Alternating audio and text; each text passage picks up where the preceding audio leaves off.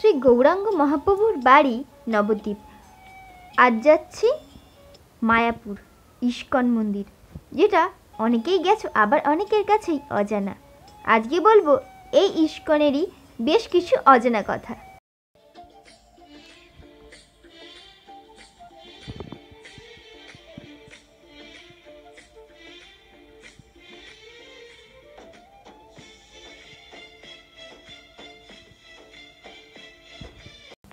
বসন্ত এসে গেছে, আকাশে বাতাসে বইছে রঙের ছোঁয়া। সামনেই বসন্ত উৎসব, আর এই সময় নবদ্বীপও সেজে উঠেছে দোল পূর্ণিমার জন্য।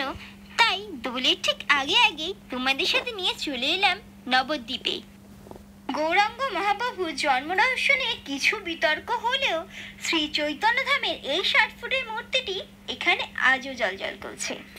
এখানে আসলেই তোমার মন অটোমেটিক ভালো হয়ে যাবে। বহু দেবদেবীর মূর্তি রয়েছে। এই হরিধামে দুটি ভাগ, একদিকে বাগান করা আর মিউজিয়াম, আর অন্যদিকে রয়েছে বিভিন্নভাবে ঠাকুরকে সাজানো। বহু দেবদেবীর মূর্তি, বিভিন্ন কাহিনী ফুটিয়ে তোলা হয়েছে এখানে। করতেই হরিধামের এই জায়গাটায় প্রবেশ করতেই 10 টাকা করে টিকিট কাটতে হয়। যাদের বয়স সীমা 5 বছর পেরিয়েছে তাদের প্রত্যেককেই 10 টাকা দিয়ে এই জায়গার টিকিটটা কেটে তারপরে ভেতরে প্রবেশ করার তারা অনুমতি পায়। প্রবেশ করে গেছি। এটা হচ্ছে গদা ভবন, দারুণ সুন্দর। আজও গৌর হরি এখানে করে যাচ্ছেন। Hey guys, welcome to my channel. কেমন আছো সবাই? আশা করি সবাই ভালো আছো, সুস্থ আছো। আরও একটা নতুন ভিডিওতে তোমাদের সকলকে স্বাগত জানাই। এখন ঘড়ির কাঁটায় সকাল 5টা। আজকে আমি কোথায় যাচ্ছি ভিডিওটার থাম্বনেল দেখে, টাইটেল দেখে তোমরা নিশ্চয়ই এখন বুঝে গেছো। আজ আমি যাচ্ছি মায়াপুরে। অনেকদিন ধরেই ভাবছিলাম যাবো, কিন্তু আজ ফাইনালি যাওয়াটা ঠিক হলো। আর কি বলতো গাইস, ঠাকুর না ডাকলে যাওয়াটা যে অসম্ভব।